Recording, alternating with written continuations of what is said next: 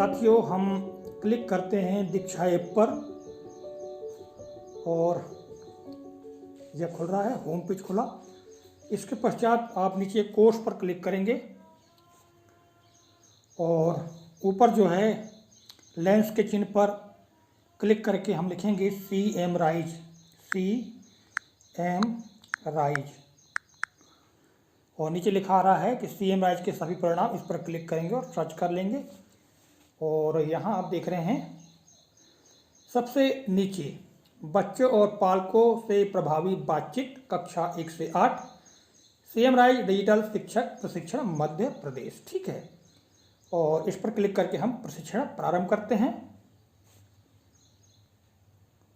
और यहाँ आप देख रहे हैं कोर्स में भाग लीजिए, नीली पट्टी में लिखा हुआ है, और यहाँ पर कोर्स की जानकारी लिखा हुआ नीचे। आप थोड़ा सा इसको देख लें। यह कोर्स शिक्षकों के लिए प्रासंगिक है, यानी अनिवार्य है ना। कक्षा 1 से 8 तक, विषय ट्रेनिंग और माध्यम हिंदी। कोर्स का विवरण दिया हुआ है।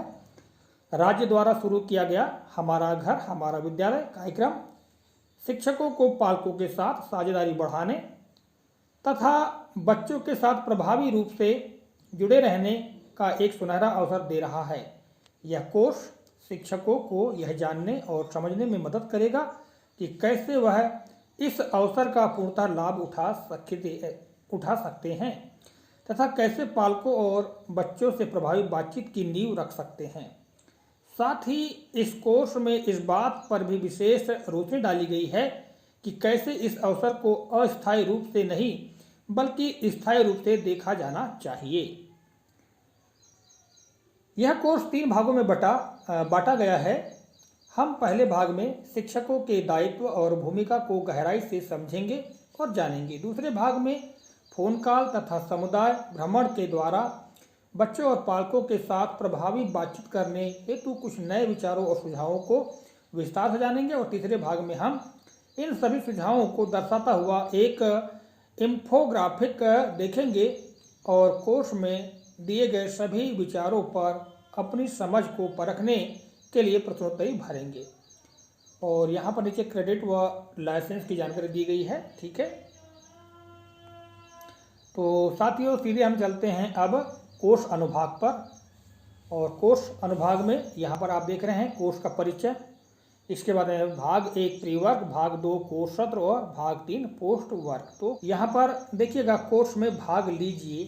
ठीक है, तो इस पर हम जब क्लिक करेंगे तो यहाँ पर खोल कर के आ रहा है। तो यहाँ पर आप देखिएगा प्रभावी बातचीत परिचय चलाएं, तो चलाएं पर हम क्लिक करेंगे और देखिएगा ये खुल रहा है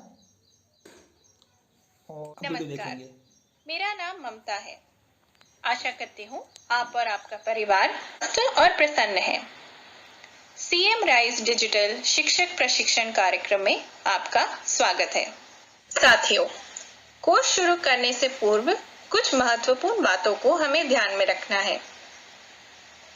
कोर्स करने के दौरान आप किसी भी कोर्स को अपने सीखने की गति के आधार पर ही पूर्ण करें। एक ही प्रयास में कोर्स पूर्ण करने की जल्दबाजी बिल्कुल ना करें। यह भी ध्यान रखें कि कोर्स को समय सीमा में पूर्ण कर लिया जाए, क्योंकि हमें और कोर्स भी तो करने हैं। कोर्स करने के पश्चात प्रत्येक कोर्स को पूर्ण करना तो अच्छा है, पर महत्वपूर्ण यह है कि हमने उससे क्या सीखा। अपनी सीख को अपनी भाषा में एक डायरी में लिख सकते हैं। बच्चों और पालकों से प्रभावी बातचीत।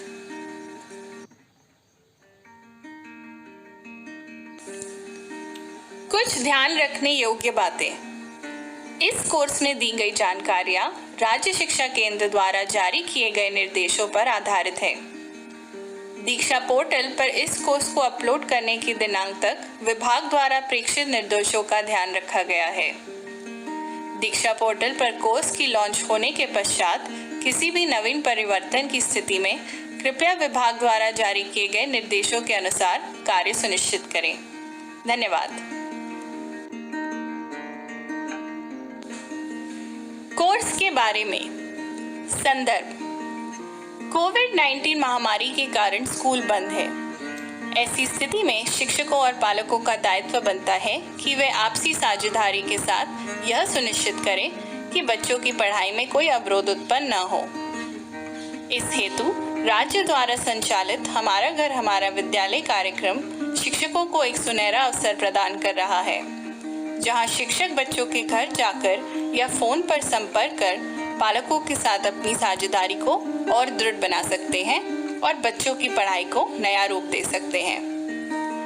पालकों के साथ साझेदारी तथा बच्चों से प्रभावी रूप से जुड़ने को अस्थायी समाधान के रूप में नहीं देखना चाहिए, बल्कि हम सभी को यह सुनिश्चित करना चाहिए कि माता पिता और शिक्षकों के बीच समान भागीदारी हो और इसे एक स्थायी प्रयास के रूप में देखा जाना चाहिए।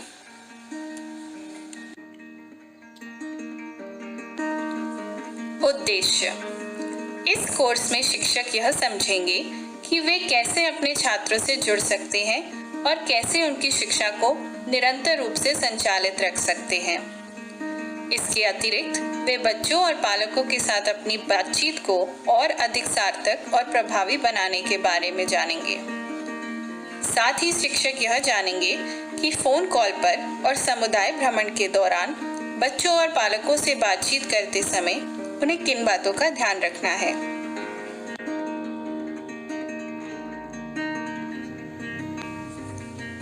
इस कोर्स के 3 भाग हैं।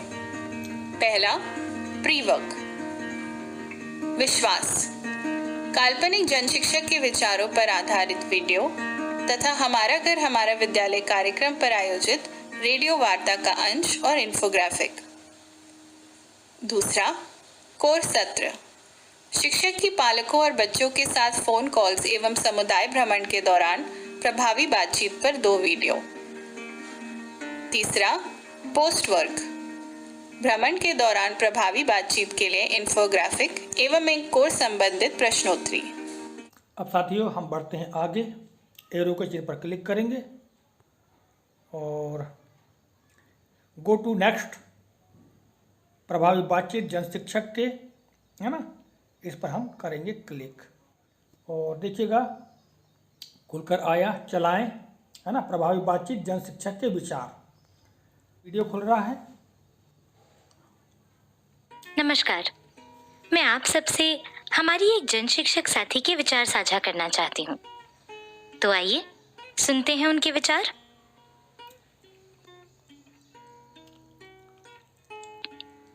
नमस्कार साथियों, आशा है आप और आपका परिवार इस कठिन समय में स्वस्थ और सुरक्षित होगा। मेरा नाम मधु है और मैं एक जन शिक्षक हूँ। आज मैं आपसे अपने मन की कुछ बातें करना चाहती हूँ, जिसने मेरे सोचने के दृष्टिकोण को ही बदल कर रख दिया और मुझे ये भी महसूस हुआ कि इसे आप सभी के साथ साझा करना महत्वपूर्ण है। जब विद्यालय खुले थे और सब कुछ सामान्य था, तब शाला में भ्रमण के दौरान एक बच्चे से बातचीत करने का अवसर मिला। उस बच्चे ने अपनी कॉपी मुझे दिखाई और कहा कि मैम, आज हम गणित में गुणा करना सीख रहे हैं।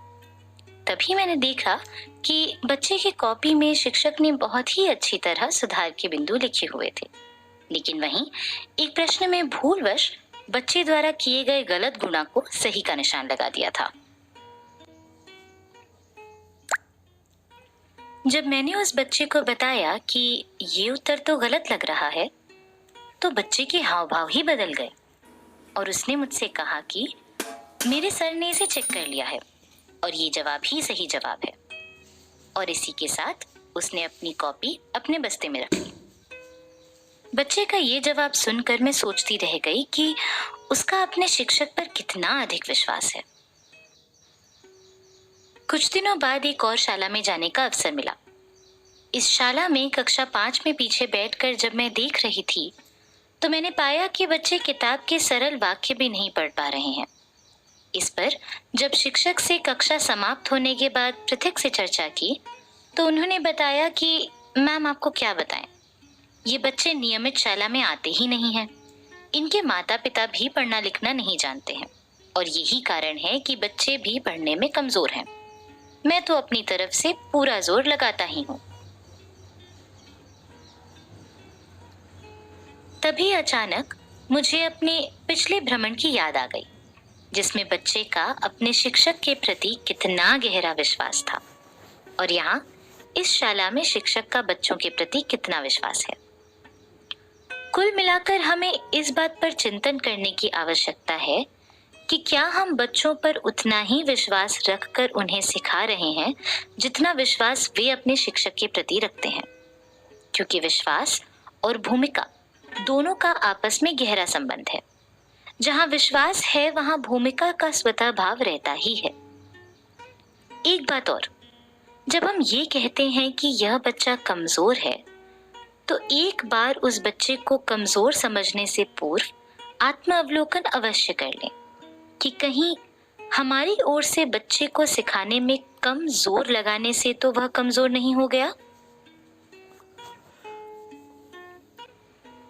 मैं ये जानती हूँ कि हमारे सभी शिक्षक साथी इस बात को मुझसे बेहतर समझते हैं, फिर भी इस पर एक बार एकांत में विचार अवश्य कीजिएगा।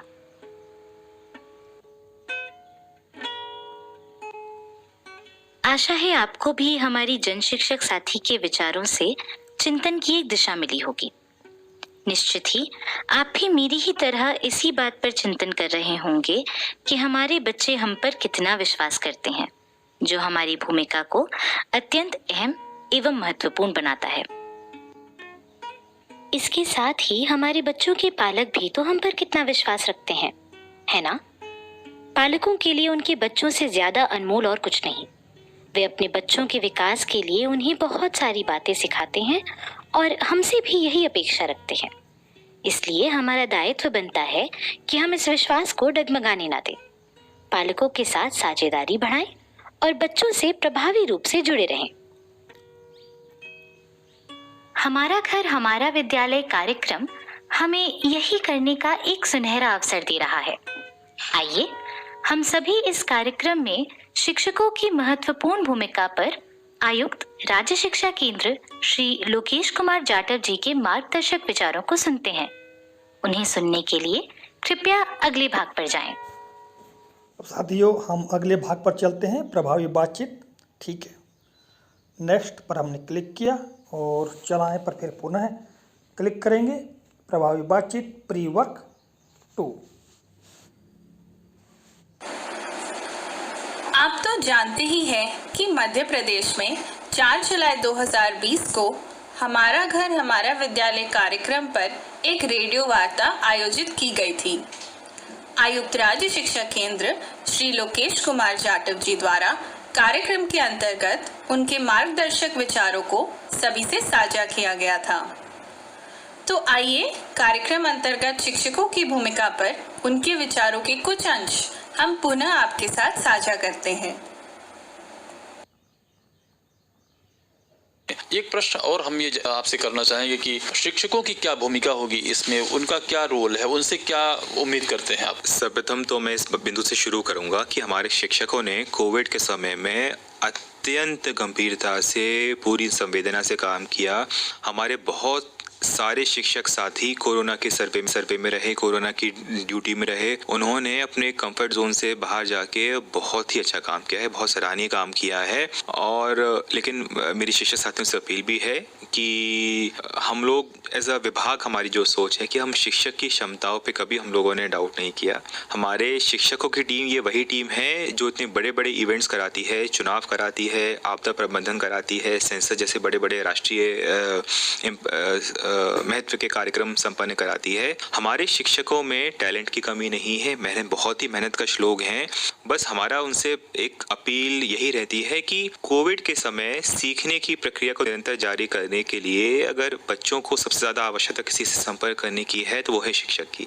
तो शिक्षक बंधु, हमारे शिक्षक साथी पूरे सेवा, समर्पण और प्रेम की भावना से बच्चों से जुड़े रहें। हमने शिक्षक साथियों से यह भी कहा है कि पिछले साल का जो दक्षता उन्नयन का एंडलाइन टेस्ट हुआ था। उसके आधार पर हमारे प्रत्येक को इस बात की जानकारी है कि सीखने के स्तर के हिसाब से हमारा किस बच्चा कौन से स्तर पे है। और पिछले वर्षों के दक्षता उन्नयन के जो अनुभव रहे हैं, जो सीखने के स्तर के आधार पर हम प्रत्येक कक्षा के प्रत्येक शाला के बच्चों को हमने अंकुर, तरुण और उमंग सीखने के समूह में बांटा है। तो शिक्षक के पास ये जानकारी उपलब्ध है। अब हमारे शिक्षक साथियों को करना यह है कि हमारे जितने भी बच्चे जो अंकुर और तरण जो सीखने के समूह हैं उसमें जो बच्चे आते हैं और उनके पास मोबाइल फ़ोन नहीं है, तो उन बच्चों से जाके उन्हें गृह संपर्क करना है और उन बच्चों को लगातार प्रेरित करना है पढ़ाई करने के लिए, अपनी पढ़ाई निरंतर जारी रखने के लिए। और ऐसे बच्चे जो उमंग सीखने के समूह में आते हैं, उनके पास मोबाइल फ़ोन है, उनसे हमारे शिक्षक साथी हैं वो फ़ोन पे संपर्क कर सकते हैं।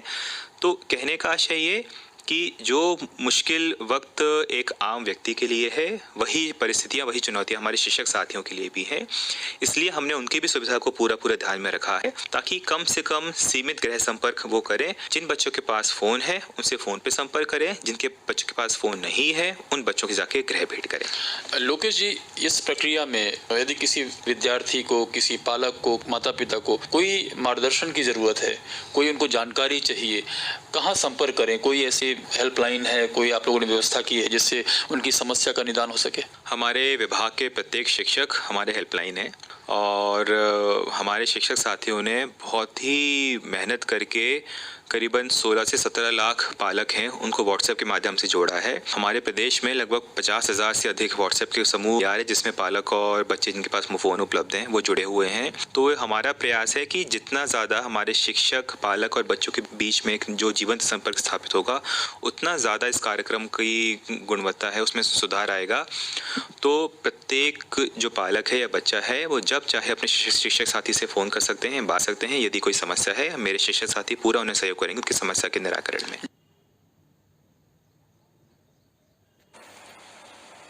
हमें उम्मीद है कि आपको आयुक्त राज्य शिक्षा केंद्र के मार्गदर्शक विचारों से निश्चित ही प्रेरणा मिली होगी। आइए अब कार्यक्रम से जुड़े हमारे दायित्वों पर हमारी बेहतर समझ बनाने हेतु कुछ पृष्ठों पर नज़र डालते हैं। चलिए अब अगले वीडियो पर चलते हैं और गो टू नेक्स्ट पर हम क्लिक करेंगे। प्रभावी बातचीत, ठीक है, प्री वर्क भाग 3 चलाए पर क्लिक करेंगे।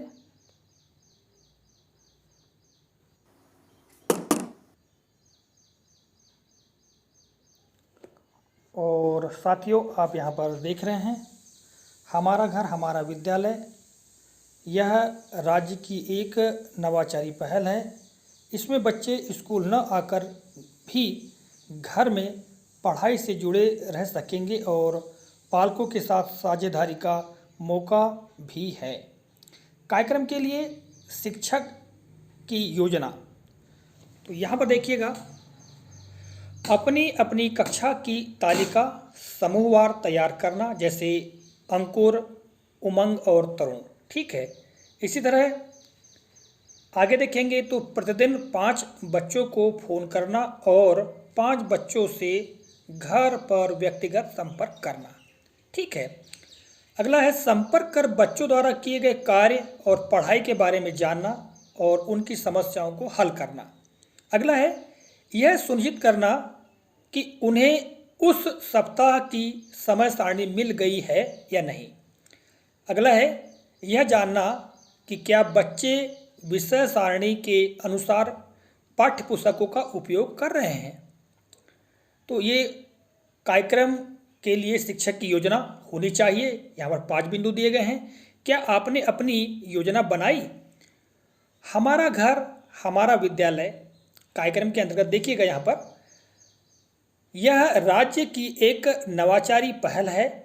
इसमें बच्चे स्कूल न आकर भी घर में पढ़ाई से जुड़े रह सकेंगे और पालकों के साथ साझेदारी का मौका भी है। और कुछ विशेष बातों को नोट करना यहाँ पर, तो कौन कौन सी विशेष बातें हैं देखिएगा।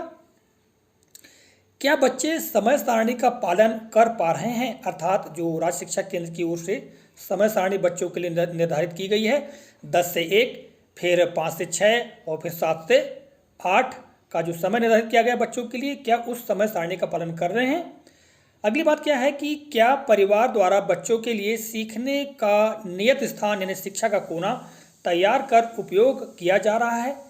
ठीक है, जैसे कि शिक्षा का कोने की बात की गई थी कि प्रत्येक पालक अपने घर में अपने बच्चे के लिए एक शिक्षा का कोना तैयार कर ले, उस में प्रतिदिन बैठकर बच्चा शैक्षिक गतिविधियों को संपन्न करेगा, है ना। इस बात को सुनिश्चित करना है। अगला बिंदु है, क्या बच्चे के पास पाठ्य पुस्तक, वर्कबुक, कापी, पेन इत्यादि उपलब्ध हैं।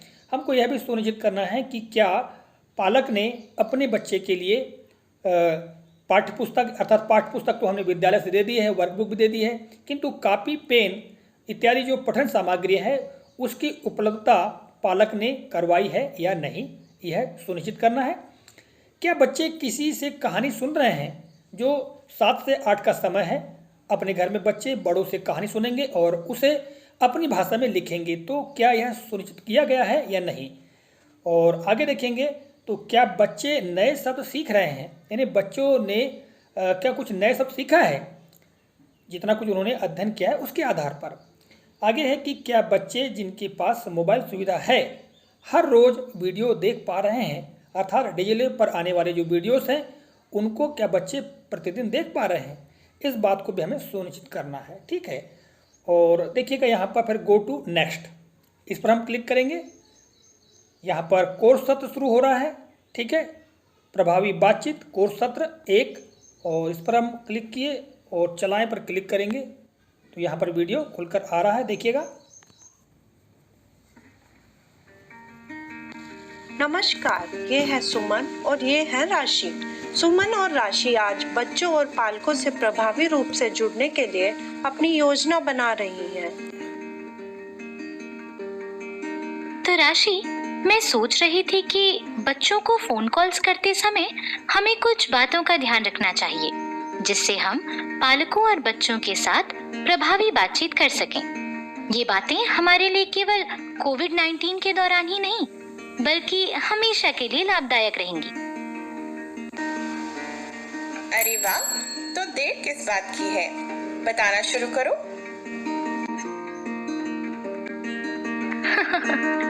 हाँ, पहली बात तो ये कि आमतौर पर फोन पालकों के पास होते हैं, संभवतः वही फोन उठाएंगे, तो उनका हाल चाल पूछना नहीं भूलना चाहिए। उनको अपनेपन का एहसास कराते हुए उनकी समस्याओं और चुनौतियों को हमेशा ध्यान में रखकर संवाद करना चाहिए।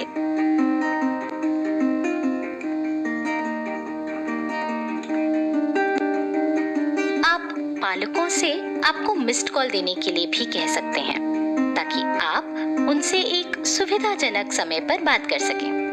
इस प्रक्रिया हेतु आप अपनी सुविधा अनुसार एक समय भी निर्धारित कर सकते हैं और पालकों तथा बच्चों को सूचित कर सकते हैं कि आपको कब संपर्क करें।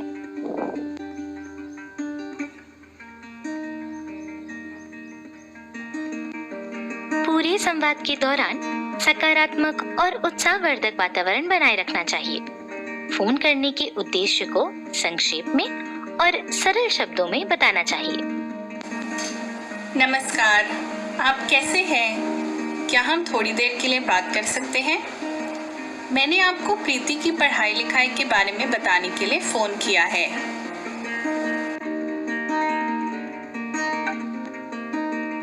एक साथ कई सवाल करने पर ऐसा प्रतीत हो सकता है कि हम पूछताछ कर रहे हैं, इसलिए आवश्यक है कि हम चर्चा के दौरान अत्यंत सहयोगी रहें और उन्हें भी प्रश्न पूछने का अवसर दें।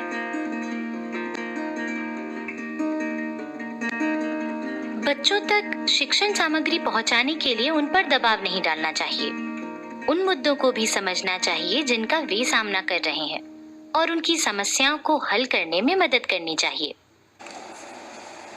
मैं आपकी मदद कैसे कर सकती हूँ?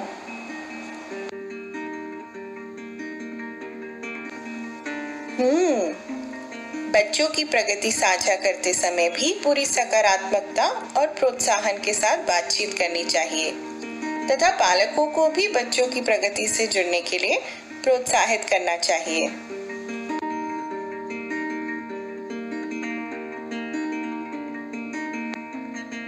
हेलो, कैसे हैं आप? अरे, मुझे पहचाना नहीं?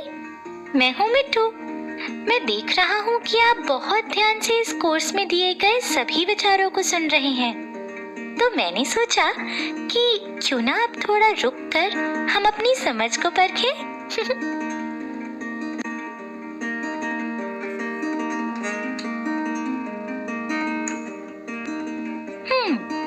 तो सोचिए और बताएं कि पालकों से संवाद करते समय हमें एक साथ कई सारे प्रश्न क्यों नहीं पूछने चाहिए?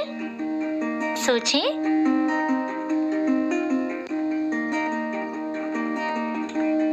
बिल्कुल, क्योंकि ऐसा लग सकता है कि हम पूछताछ कर रहे हैं, इसलिए हमें अत्यंत सहयोगी रहना चाहिए और उन्हें भी प्रश्न पूछने का अवसर देना चाहिए।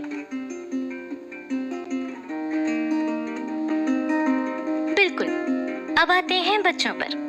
जब बच्चों से बात कर रहे हों, तो जांच के साथ साथ उनका मनोबल भी बढ़ाएं। सुधार कार्य सकारात्मक तरीके से साझा करें, उन्हें प्रश्न करने के लिए प्रोत्साहित करें और उनकी शंकाओं का समाधान करने का पूर्ण प्रयास करें। नीलम, तुम बहुत अच्छा कर रही हो, बस एक बात को सुधारना है। धन्यवाद मैडम जी। प्रश्न कुछ इस प्रकार हो सकते हैं। आज कौन सा कार्यक्रम देखा आपने? क्या अच्छा लगा उसमें? क्या कुछ छूट गया? क्या करने में कठिनाई आ रही है? क्या गलती हो रही है? बताओ, क्या समझ आया?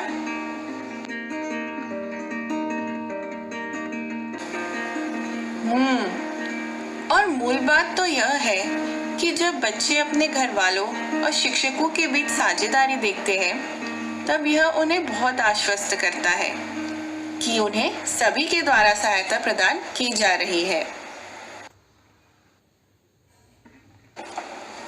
पालकों के साथ फोन पर बातचीत करते समय इन सारी बातों को ध्यान रखना अत्यंत लाभदायक रहेगा। आइए जानते हैं कि कोर्स के इस भाग में हमने क्या जाना। पहला, पालकों और अपने लिए एक सुविधाजनक समय निर्धारित करें और उसी समय संपर्क करें।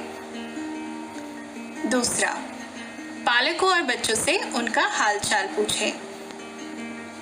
तीसरा, संवाद के दौरान सकारात्मक व्यवहार बनाए रखें और फोन करने के उद्देश्य को सरल शब्दों में बताएं।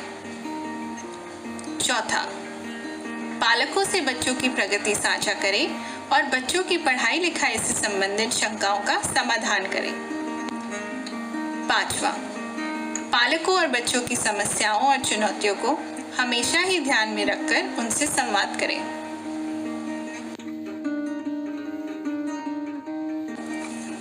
मैं अब यह भी सोच रही हूँ कि वह कौन सी बातें हैं जिनका ध्यान हमें समुदाय भ्रमण यानी बच्चों के घरों में विजिट करते समय रखना चाहिए। ये बहुत ही महत्वपूर्ण विचार है, क्योंकि हमें कई बच्चों के घर जाना है और उन बच्चों से संपर्क सुनिश्चित करना है जिन तक हम फोन के द्वारा नहीं पहुंच सकते।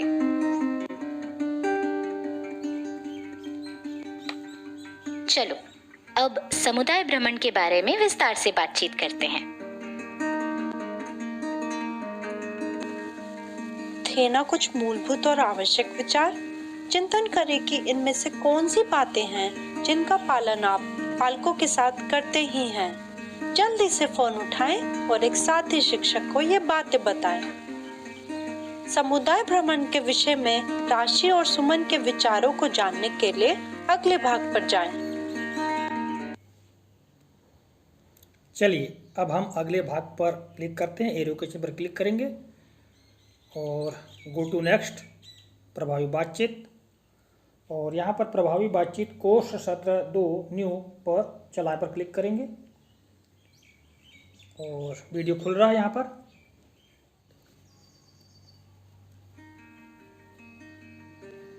ऐसी कई बातें हैं जिनका ध्यान हम भ्रमण के पहले, भ्रमण के दौरान और भ्रमण के बाद रख सकते हैं और अपनी विजिट को और भी सार्थक बना सकते हैं। आओ इसी प्रकार क्रम से इन बातों पर चर्चा करें।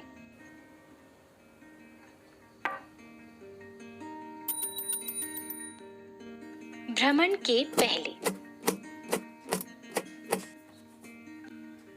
पालकों को फोन करके अपने आने की सूचना देना और उनसे उनकी उपलब्धता जानना आवश्यक है। मैं आज आपके घर आने वाली हूँ, क्या आज का दिन सही रहेगा?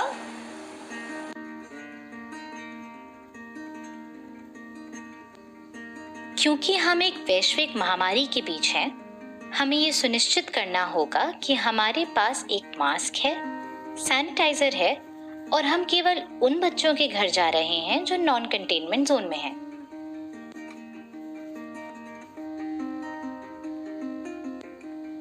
पीने के पानी की बोतल तथा एक छाता जरूर रखना चाहिए। अपने साथ कुछ सामान्य स्टेशनरी लेकर जाएं, जिसका आप आवश्यकता अनुसार प्रयोग कर सकें। और हाँ, अपने साथ अपनी छात्र पालक संपर्क सूची जिसमें बच्चों की निजी जानकारी हो लेकर जाएं, ताकि आप एक योजनाबद्ध तरीके से अपना भ्रमण पूर्ण कर सकें।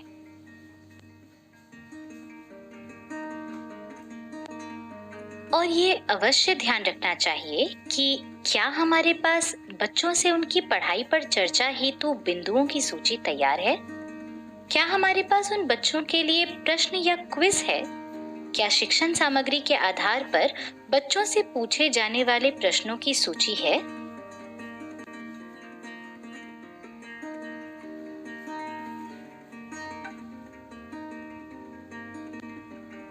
भ्रमण के दौरान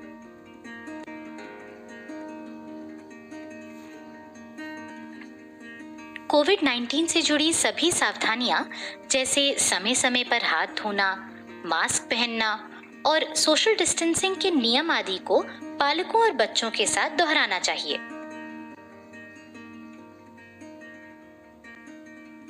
हमें स्वयं इन सावधानियों का पालन करते देख पालक और बच्चे भी इनका पालन करने के लिए प्रोत्साहित होंगे। इसके अलावा बच्चों से उनका हालचाल पूछना चाहिए, जिससे हम उनकी मनस्थिति का अनुमान लगा पाएं। हम बच्चों से कुछ ऐसे प्रश्न पूछ सकते हैं। आप अपना दिन कैसे बिताते हो? ऐसी कौन सी चीजें हैं जो आपको करना पसंद नहीं है? आज के दिन में सबसे रोचक बात क्या लगी?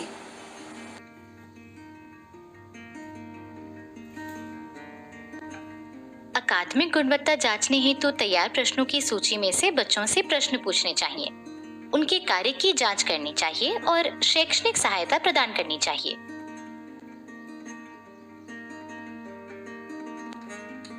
और हाँ, ध्यान रखें कि सवाल ऐसे ना हो, क्या आपको पाठ समझ आया? चिंतन करें कि ऐसे सवाल पूछना क्यों लाभदायी नहीं है। क्या आपको पाठ समझ आया?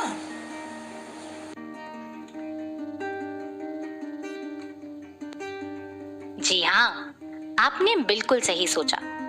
ऐसे प्रश्नों से बच्चों की समझ नहीं परखी जा सकती। क्या आपको पाठ समझ आया? जी मैडम।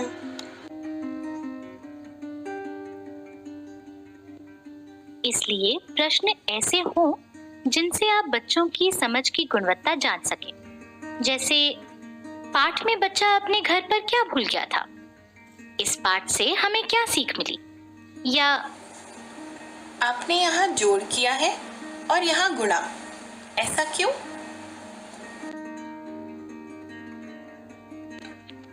बच्चों को फीडबैक देते समय भी कुछ जरूरी बातों को ध्यान में रखना चाहिए। जब भी नोटबुक, वर्कबुक या कोई भी अभ्यास कार्य चेक करें, तब बच्चों को सुधार बताने से पहले उनके प्रयास और प्रगति की प्रशंसा जरूर करें। बहुत बढ़िया प्रीति, मैं देख सकती हूँ कि तुमने इन प्रश्नों को हल करने के लिए बहुत मेहनत की है। धन्यवाद मैडम जी। सुधार बताने के बाद भी उनके द्वारा किए गए अच्छे कार्य को सराहें। तुम इससे और अच्छा कर सकती हो, लेकिन मुझे खुशी है कि तुमने कठिन प्रश्नों को हल करने का इतना अच्छा प्रयास किया। फीडबैक देते समय कार्य की गुणवत्ता पर ध्यान दें, ना कि इस बात पर कि बच्चे ने कितना कार्य पूरा किया है। लेखन कार्यों में भी गुणवत्ता पर ध्यान दें। बहुत बढ़िया। इसमें हम कुछ और नए शब्द जोड़ सकते हैं, जैसे बच्चों की गलतियों को सुधार और सीखने के अवसर की तरह समझें। गलतियों को असफलता की दृष्टि से न देखें। अच्छा लिखा है, लेकिन लड़की पेड़ पर चढ़ी। हाँ, लड़की चढ़ी। लिंग पर हमें थोड़ी और मेहनत करनी चाहिए, है ना? बातचीत करते समय सकारात्मक और उत्साहवर्धक वातावरण बनाए रखें। बहुत अच्छे।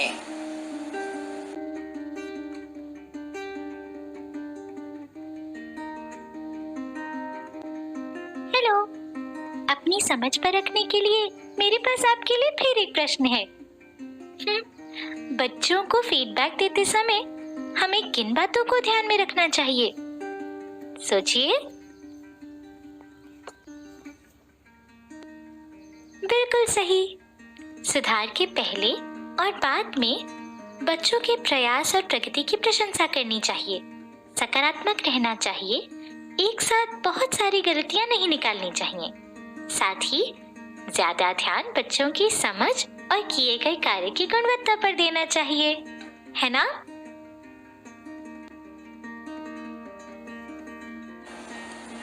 पालकों से बातचीत करते समय भी कुछ बातों को ध्यान में रखना चाहिए।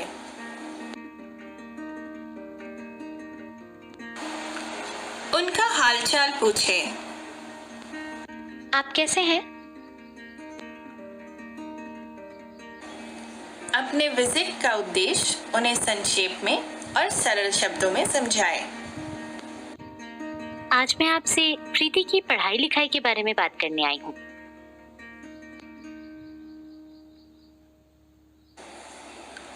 बच्चों की पढ़ाई से जुड़ने के लिए उन्हें प्रोत्साहित करें। आप अपने बच्चे के लिए बहुत कुछ कर रहे हैं, ऐसे ही उसकी पढ़ाई से जुड़े रहिए।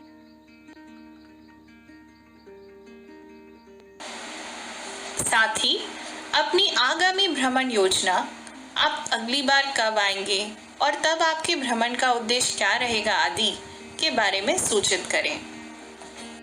मैं अगले सोमवार फिर आऊंगी। हम पालकों की सहभागिता बढ़ाने के लिए और भी कई सुझावों को अगले कोर्स में विस्तार से समझेंगे।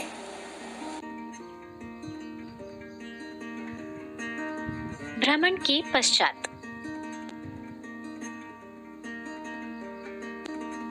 भ्रमण के दौरान जो भी अवलोकन किए हैं उन्हें अपनी डायरी में नोट करना चाहिए, ताकि ये आपको आपकी आगामी भ्रमण योजना तैयार करने में मदद करे। दिन भर की गतिविधियों पर चिंतन करना चाहिए और अगले दिन की तैयारी करनी चाहिए।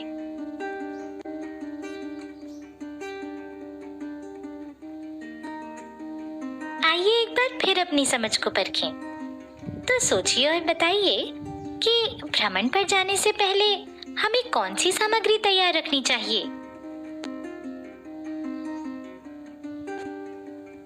बिल्कुल सही।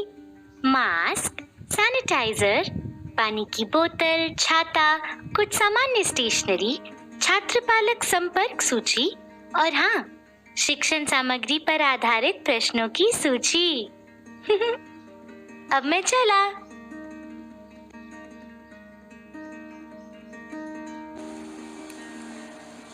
आइए जानते हैं कि हमने कोर्स के इस भाग में क्या जाना। पहला, मास्क, सैनिटाइजर, पानी की बोतल, छाता, कुछ सामान्य स्टेशनरी और छात्र पालक संपर्क सूची अपने साथ तैयार रखें और केवल नॉन कंटेनमेंट जोन में ही जाएं। दूसरा, कोविड-19 से जुड़ी सावधानियों का पालन करें और उन्हें बच्चों और पालकों के साथ दोहराएं। तीसरा, बच्चों से ऐसे प्रश्न पूछें जिनसे आप उनकी समझ को जांच सकें। चौथा, फीडबैक देते समय सुधार बताने से पहले बच्चों के प्रयास और प्रगति की प्रशंसा करें। पांचवा, पालकों को बच्चों की पढ़ाई से जुड़े रहने के लिए प्रोत्साहित करें।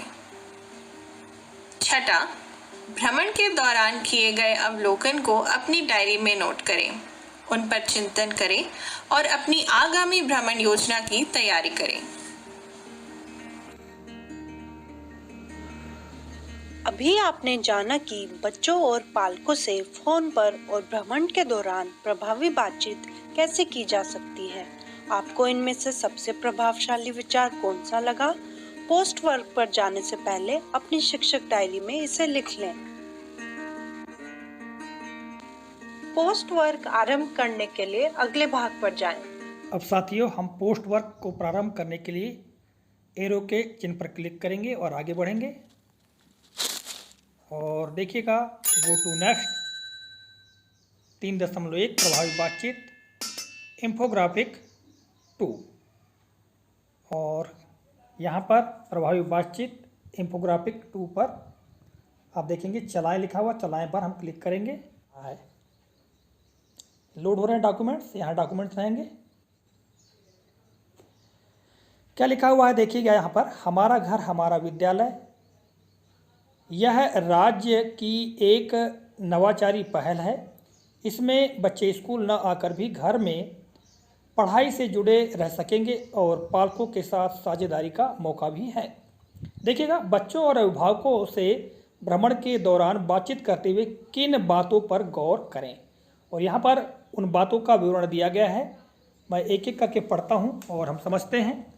हमारा घर हमारा विद्यालय कार्यक्रम क्या है।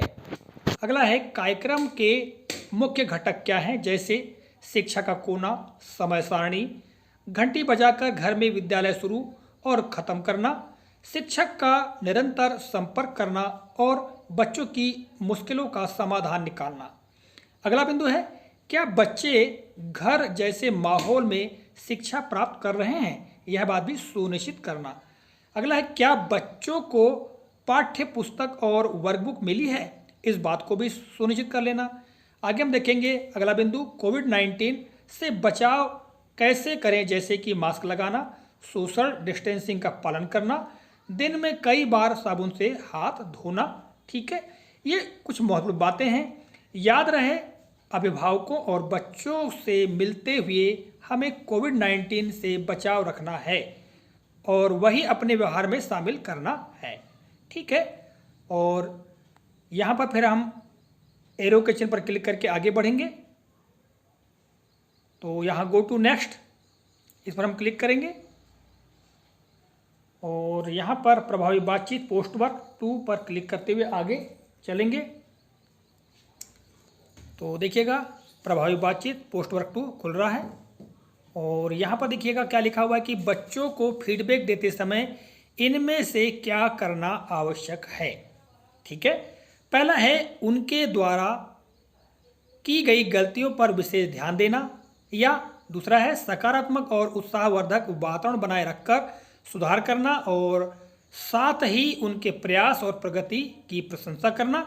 और अगला है, दूसरे बच्चों की प्रगति साझा कर उनसे तुलना करना। तो साथियों, यहाँ पर 3 ऑप्शन है। 3 ऑप्शन में से कौन सा ऑप्शन होगा प्रश्न के लिए कि बच्चों को फीडबैक देते समय इनमें से क्या करना आवश्यक है। तो निश्चित तौर से साथियों, यहाँ पर सकारात्मक और उत्साहवर्धक वातावरण बनाए रखकर सुधार करना और साथ ही उनके प्रयास और प्रगति की प्रशंसा करना। ठीक है, इस पर हम क्लिक करेंगे और एरो के चिन्ह पर क्लिक करके आगे बढ़ेंगे। अगला प्रश्न देखिएगा, विद्यालय समय में भ्रमण के दौरान किस बात का ध्यान रखना है। तो यहाँ पहला है कि पास पड़ोस के बच्चे उपस्थित हैं या नहीं।